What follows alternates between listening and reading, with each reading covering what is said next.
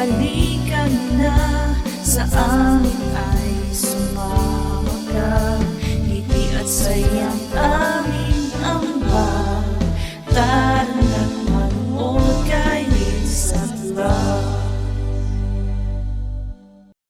Oh, hayo Team Liusat! Hello mga bro! So today po is Saturday. Meron po akong isang cake order today and nagawa ko na yung cake kahapon pa Friday. And mamaya i-deliver natin yan. But anyways, mga bro, meron tong prediction today, July 5. Kilala nyo ba si Ryo Tatsuki? Isa siyang manga artist dito sa Japan na sumikat hindi lang sa drawing skills, kundi sa mga predictions niya na sinasabing tumama raw. Noong 1995, na-predict niya daw ang Kobe earthquake. Pati nga daw ang COVID ay isa sa mga predictions niya. Tapos ngayon naman, eksakto ngayong araw, may mangyayari daw sa Japan. Pero kami, chill lang. Chill na kasi nakapag-prepare na din ako. Yung isang malaking bag sa hagdan at saka ito. Actually mga bro, yung ibang gamit dyan last year pa. Yung water jug lang pinapalitan ng tubig. Rest day pala today si Kuya Jerome, wala siyang part-time job sa hotel. And sakto din naman, rest day si Papang, wala siyang pasok sa work. Pinuntahan pala namin itong favorite naming kapehan dito sa dati naming city, sa Nishushi.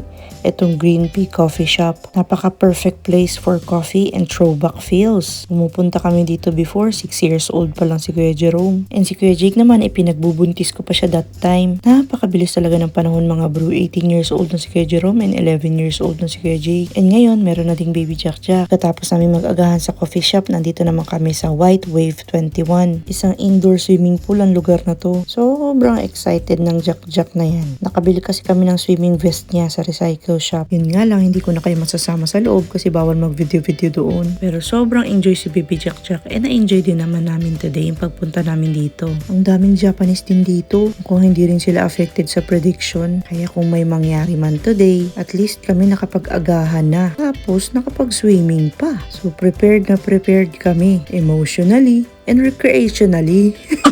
But anyways, after namin mag-swimming, nagpapabili sila ng ice cream. May vending machine kasi ng ice cream dito. Pumasok ata kami dito mga around 10 AM. Tapos ito mga 12:30 na. Hindi rin kasi pwede kami magtagal ng isang buong araw dito kasi magdi-deliver pa nga ako ng cake. Pero kidding aside mga bro, hindi naman talaga natin alam ang mga mangyayari. Pero at least diba nakapaghanda naman na tayo. Okay lang din naman ang matakot pero sabayan natin ang preparation. Preparation na may kasamang good vibes. Dahil kung babagsak man ang langit today at kainin ng anyong tubig ang ibang parte ng kalupaan ng Japan, at least walang pagsisisi. Nagawa namin ang gusto namin gawin today. Nakain ang gusto namin kainin at ito yung mga moments na hindi kayang burahin ng hula. Kayo ba mga bro, kung huling araw na today, anong gusto nyong gawin bago mag-end of the world? I-share nyo naman dyan sa comments. Gusto kong mabasa yan.